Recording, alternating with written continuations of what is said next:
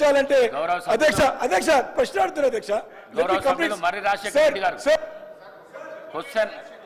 Question అడగండి, deviation కాకండి. Question అడగండి. డివియేషన్ అయితే ఎక్కడ కూడా డివియేషన్ రియంబర్స్మెంట్ కాదు ఇది సార్. రియంబర్స్మెంట్ క్వశ్చన్ కాదు ఇది. ఫీజు రియంబర్స్మెంట్ క్వశ్చన్ కాదు ఇది.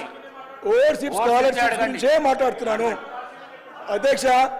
ఈరోజు ఏ బకాయిలు చెల్లించాలన్నా, ఏ బిల్లులు చెల్లించాలన్నా మినిమం 10% లంచం లేని బిల్లులు క్లియర్ చేశారు అధ్యక్ష ప్రభుత్వము.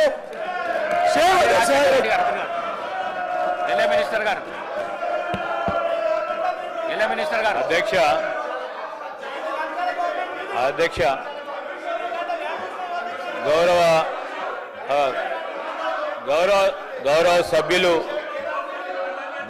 సభ్యులు వివేకానంద గారు సీనియర్ శాసనసభ్యులు అస్పర్షన్ చేసే ముందు, ఎవరిపైన అలిగేషన్ చేసే ముందు, ప్రభుత్వంపై నిందలు మోపే ముందు, వారు ప్రభుత్వంలో ఉన్నప్పుడు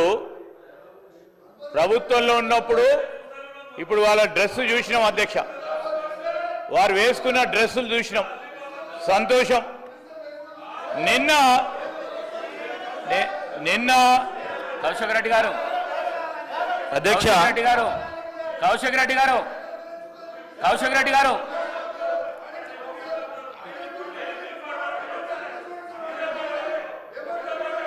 మీరు కూర్చోండి. కౌశిక్ రెడ్డి గారు, రాజేందర్ రెడ్డి గారు,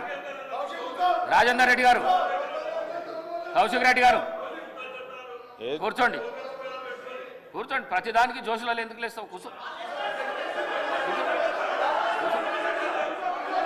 మినిస్టర్ గారు. అధ్యక్ష sir, we take it very seriously అధ్యక్ష.